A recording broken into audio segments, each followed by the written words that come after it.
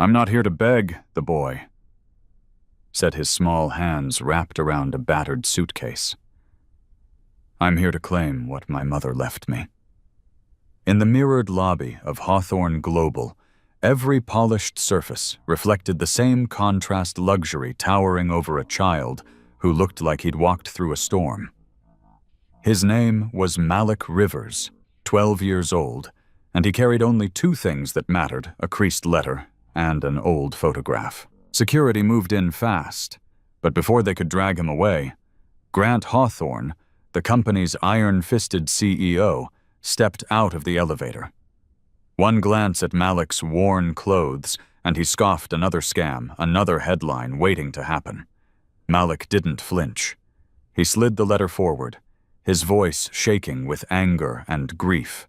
It was written by Julian Hawthorne, Grant's late brother, the man Malik had never met, but whose face stared back from the photo beside Malik's mother, Nadia Rivers. The company's longtime attorney, Elliot Price, read the letter and went pale. There was a clause: if Julian had a child, that child would inherit a major stake in the empire. Grant tried to crush it with insults, but Malik's eyes, so unmistakably Julian's, made the room go quiet. Days later, the truth arrived in black and white. The DNA results confirmed Malik was Julian's son. Grant's pride cracked. He found Malik in a cheap motel, nearly out of money, and for the first time spoke softly.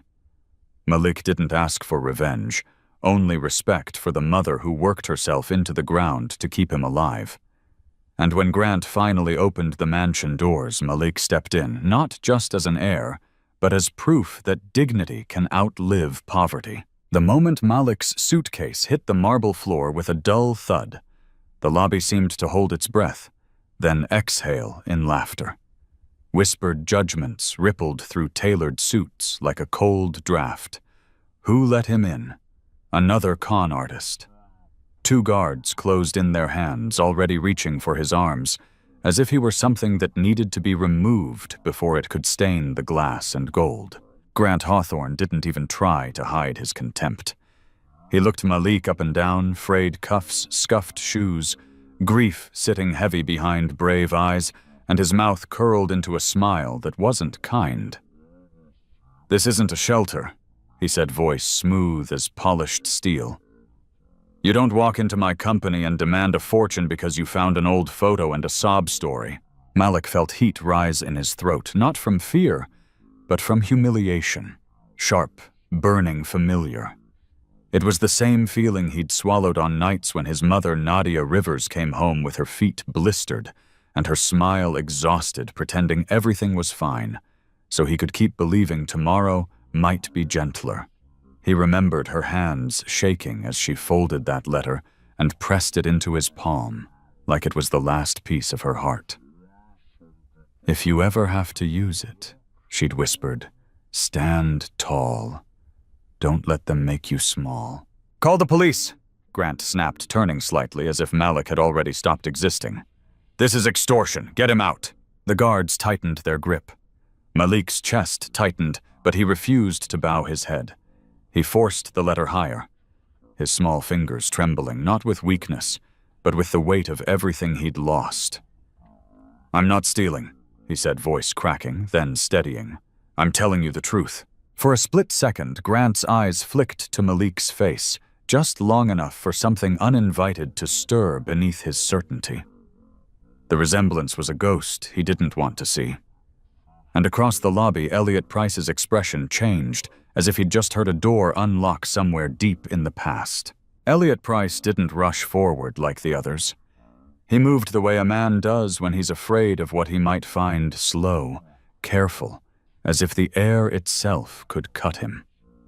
His eyes stayed on Malik's face, not the torn backpack, not the battered suitcase, but the features that refused to be dismissed, the set of his jaw, the shape of his gaze, that startling familiarity that made time fold in on itself and on. "Wait," Elliot said, and his voice wasn't loud, but it carried. The guards hesitated. Grant's head snapped toward him, irritation flashing. "Elliot, don't indulge this," Grant warned like a king, scolding a loyal servant for listening to a peasant's plea. But Elliot was already reaching for the letter Malik held out. Malik's fingers were trembling now, not from fear, but from the terrifying hope that someone, just one person, might finally see him. Elliot took the paper, as if it were fragile glass. The room fell into a hush so sharp Malik could hear his own breathing. Elliot's eyes moved across the page, and with every line his face drained of certainty. He swallowed once, hard. This isn't a random note," he murmured almost to himself. Grant scoffed, stepping closer. "Anyone can forge a signature." Elliot lifted the page toward the light. Not like this. His thumb brushed the bottom corner, where a faint embossed seal lived subtle, deliberate, the kind only an insider would know existed. Then he pulled out his phone, hands suddenly unsteady, and typed with the precision of someone defusing a bomb. Malik watched the screen glow in Elliot's palm, watched the man's brow knit tighter and tighter. When Elliot finally looked up, his voice had changed. It wasn't the calm of a corporate lawyer anymore. It was the strained honesty of a witness. "Mr. Hawthorne, he said this letter matches the secure identification code we used for Julian's private legal documents. It's in the system. It's authentic." Grant's mouth opened, then closed. For the first time, he didn't have an insult ready, only a flicker of something like fear. Elliot turned slightly, addressing the room, but anchoring his gaze on Grant. "And there's more," he continued. "Julian's will contains a contingency clause. If he ever had a child, any biological heir, that child is entitled to inherit a significant share of Hawthorne Global." He paused, as if even the number tasted dangerous. 40%. A stunned silence slammed into the lobby. Malik's stomach dropped, not because of the money, but because the truth suddenly felt too big to hold. 40% wasn't just a fortune. It was a seat at the table that had spent 12 years pretending he didn't exist. Grant's eyes burned into Malik like he could erase him by sheer force of will. Malik stood his ground, his voice small but steady, carrying every exhausted night of Nadia's sacrifice. "I didn't come to take your world," he said. "I came because my mother died with this in her hands, and I'm all she left behind." The lobby's silence didn't last. It shattered into frantic phone calls, hurried whispers, and the cold, practiced smile Grant Hawthorne wore when he wanted control back. Within minutes, Malik Rivers was escorted outside, not dragged, not arrested, but still dismissed, as if the marble floors had rejected him the way the world always had. Rain met him at the revolving doors like an old enemy.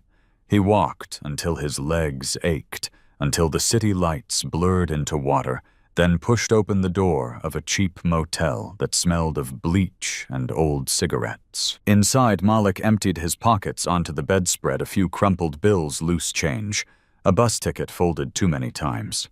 It wasn't enough for many nights. He stared at the letter again, thumb tracing his mother's name, Nadia Rivers, like he could bring her back by remembering the exact shape of her sacrifice. Stand tall, she'd told him.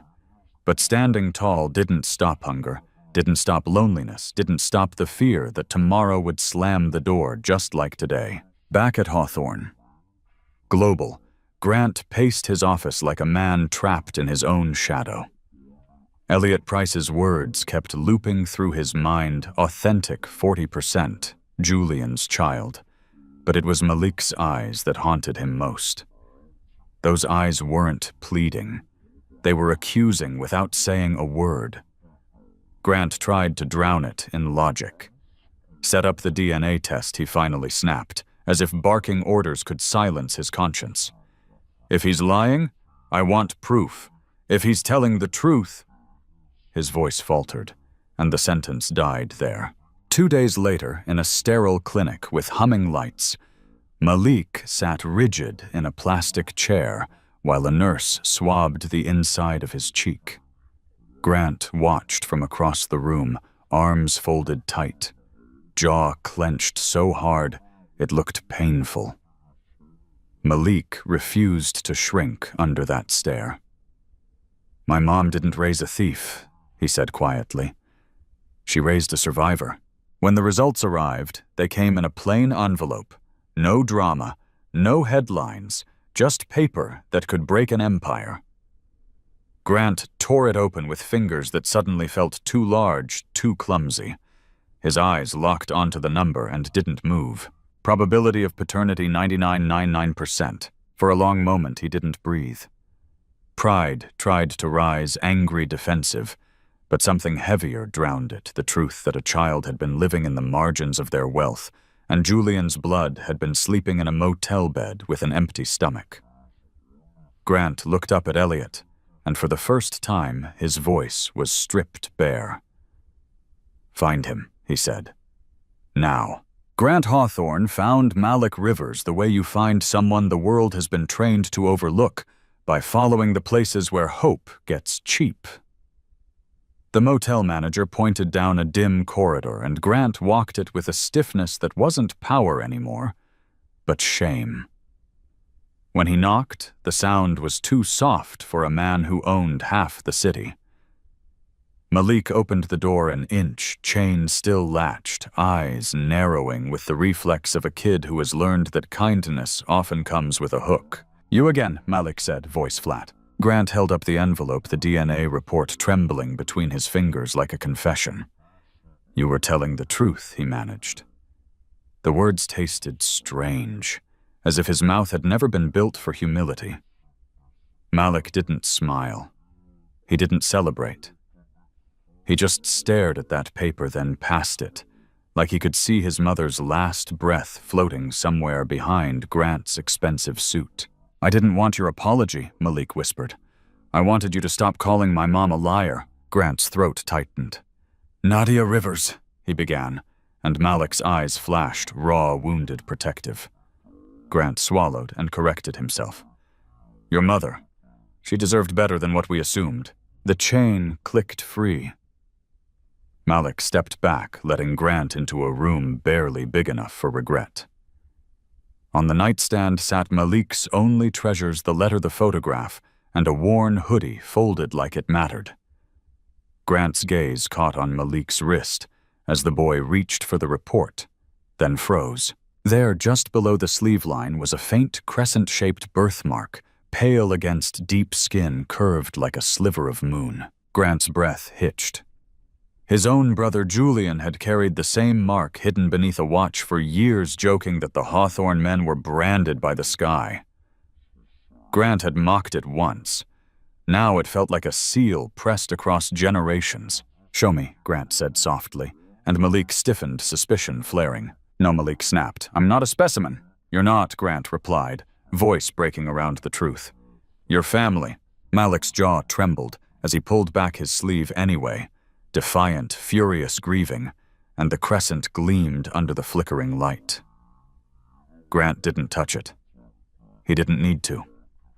The empire, the contracts, the boardroom threats, none of it mattered against that quiet, undeniable proof. Grant sank onto the edge of the bed, shoulders suddenly older than his fortune. "I can't undo what you've lived through," he said. "But I can change what happens next."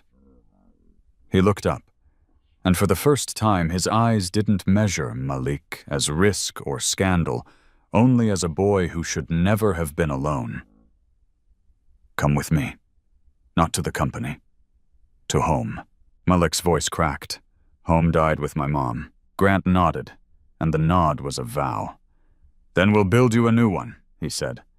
"And I swear to you, starting tonight, you won't be alone again."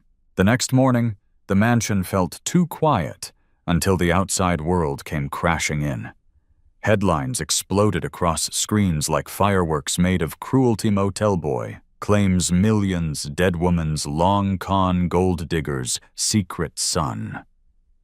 By noon, cameras had gathered at the front gates, hungry for a story they could chew into something ugly and simple.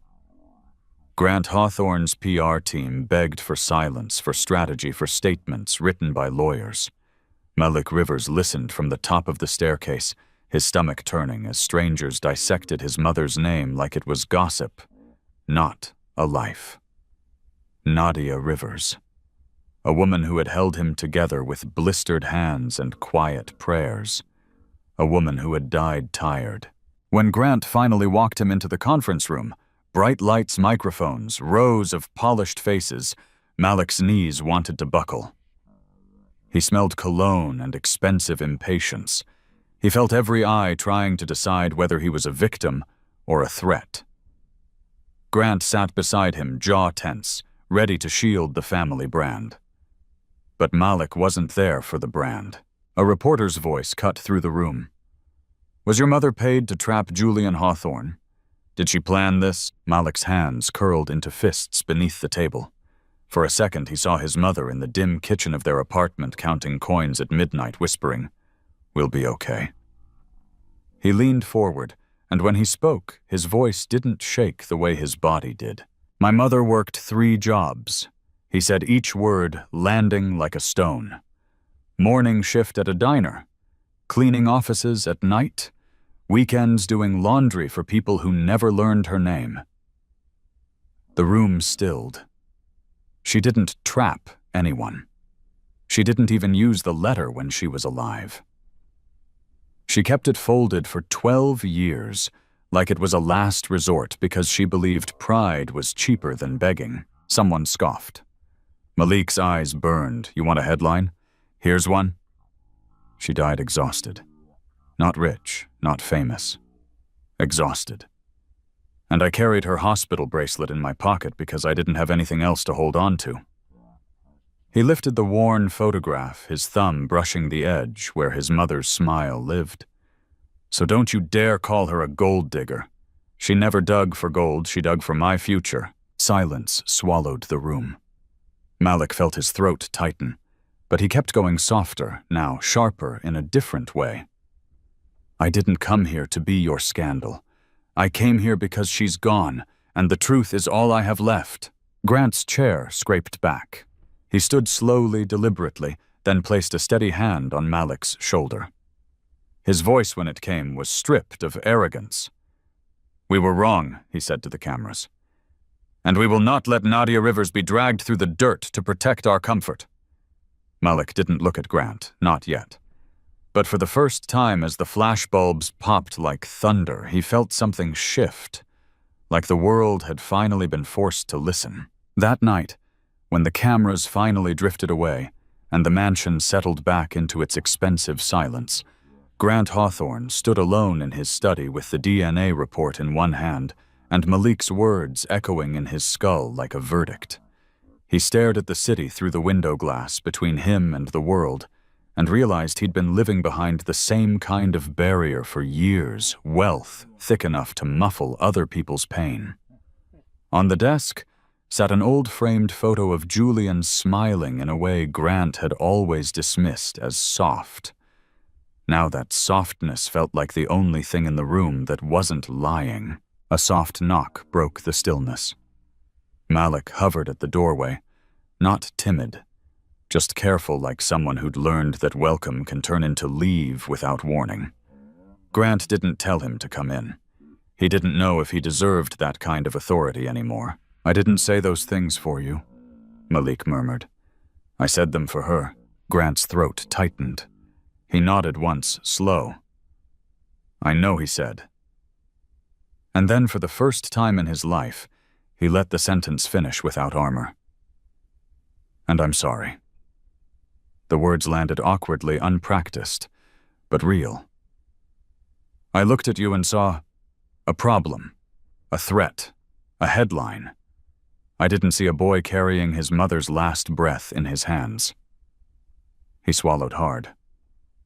"I called her names because it was easier than admitting my brother could love someone outside our world, and that I could be wrong." Malik's eyes narrowed, hurt, fighting with disbelief.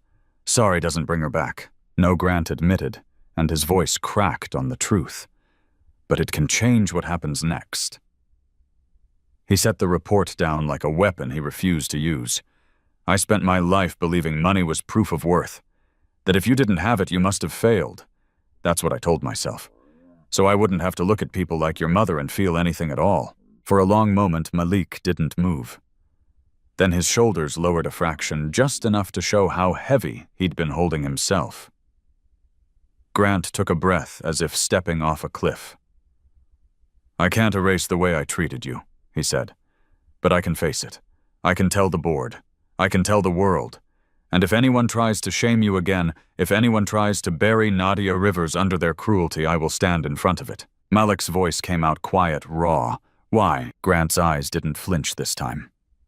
Because you're here, he said. And because I finally understand something Julian seemed to know all along, dignity isn't earned by a bank account. It's something you're born with. And I forgot that, until you walked into my lobby and refused to kneel. Years passed, and the Hawthorne name stopped meaning only glass towers and locked gates. It began to mean something softer, something earned. On the day the Nadia Rivers Foundation opened its doors, Malik Rivers stood on a small stage in a community center that smelled of coffee, worn books, and second chances. Grant Hawthorne sat in the front row. No cameras, no board members, just a man learning how to listen. Malik looked out at the crowd, single mothers clutching paperwork fathers with calloused hands, teenagers pretending they weren't scared. He remembered the motel room, the crumpled bills, his mother's tired smile that still somehow made him feel safe. He took a breath, and his voice carried the weight of a promise. My mother didn't leave me money, he said. She left me a reason. He gestured to the tables behind him. Applications for rent relief, job training, emergency childcare scholarship forms. This is what she deserved when she was alive. So if we can't give it to her, we'll give it to the next Nadia. The next kid who thinks hunger is normal. The next family one paycheck away from losing everything. Grant rose quietly and placed a hand over his heart, not for applause, almost like a vow renewed. Malik's gaze met his, and for the first time it wasn't anger that tied them together, but purpose. The Empire hadn't saved Malik. Truth did. And now Malik was turning inheritance into something greater than power, a bridge built from pain leading others toward light. Sometimes the most valuable thing isn't what we receive, but what we choose to turn our pain into. Malik didn't use the truth for revenge. He used it to restore his mother's dignity and to clear a path for others like him. In real life, you can't control where you start, but you can always control how you rise and who you choose to lift up along the way. If this story resonated with you, leave a comment, sharing one lesson you took from it or a moment when you stood tall like Malik.